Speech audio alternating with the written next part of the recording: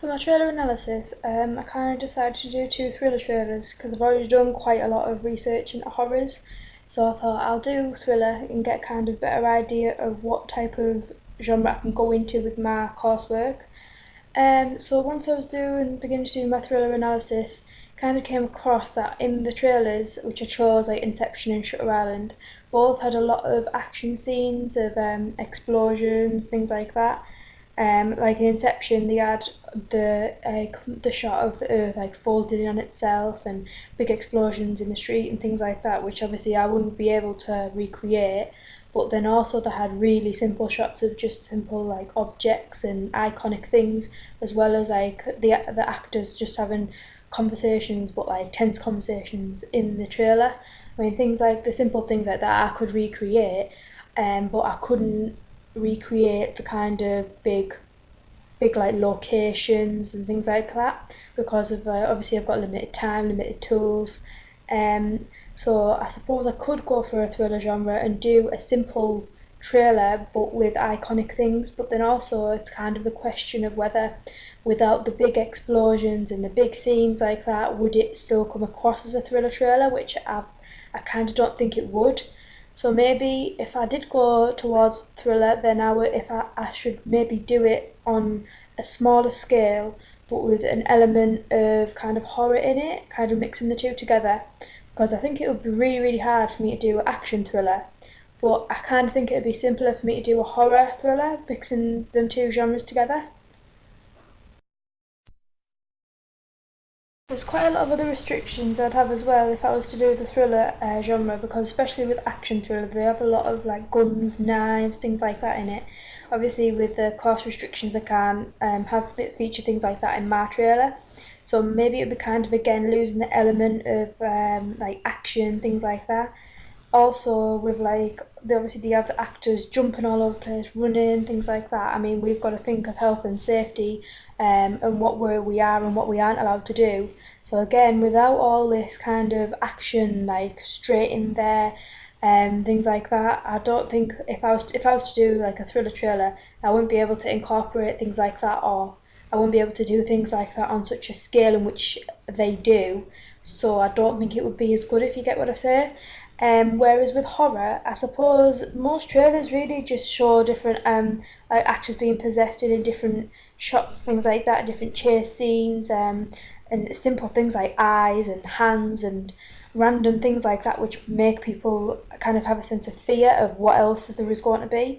So I think a horror trailer would be easier for me to recreate, because I can kind of just use again simple objects, but then put a kind of scary spin on it, so that would kind of bring out the horror element in it.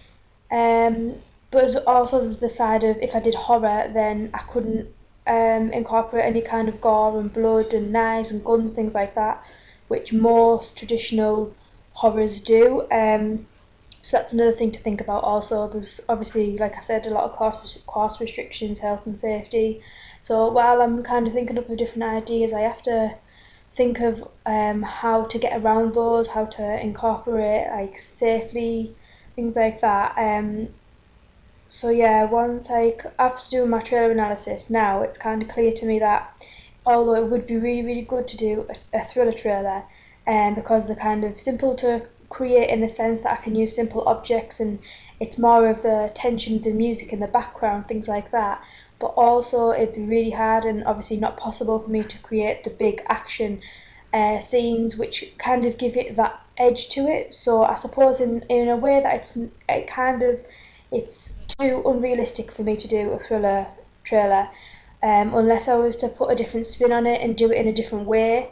But then on the other side, the horror trailers are kind of appealing to me more now, because it'd be easier just to get obviously different actors and use different like objects, like I said, like get a film like an eye or random things like that, which people kind of like in a way like kind of scared of, which brings out the horror. So yeah, like at the moment I'm kind of thinking that horror might be easier to recreate than a thriller, but from like the narrative I kind of have in my head what I might want to do for my coursework, like I'm thinking mostly horror trailer, with like an element of a thriller, because I don't know. I'm kind of deciding between the two. I don't really want to do something fully based on a horror and scare and paranormal things like that. I kind of might want to mix the two together, do a bit of both, but I'm not too sure at the moment. But I have been blogging my ideas into a program called Time Glider, which shows like how my ideas are developing over the time. So I've kind of got my first initial idea of a paranormal activity kind of trailer. And then I've also put another idea in straight after that of a kind of very opposite end of the scale, like a thriller trailer, similar to like Inception, things like that, like kind of like a stalker type of trailer, but also I think that might be kind of hard to recreate and get the right edge on it because sometimes it can come across as being a bit stupid and childish, and I don't want that for my trailer.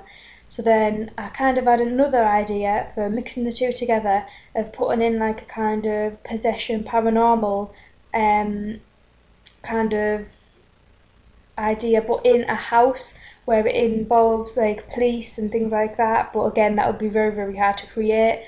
Having to get obviously loads of different actors, different locations, things like that, and obviously getting the consent and cost restrictions. I mean, that would be very hard to recreate, but I could find a way around it. You never know. So at the moment, I'm kind of my ideas are all up in the air. I don't really know where I'm going, but I'm going to kind of do a lot of different research into all these different types of subgenres within horror and thriller, and hopefully I'll come out with a solid idea in the end of it, which again I'll blog into my time glider, so then I kind of get an idea of how my ideas are developed, what I've obviously thought over the time is good and what isn't.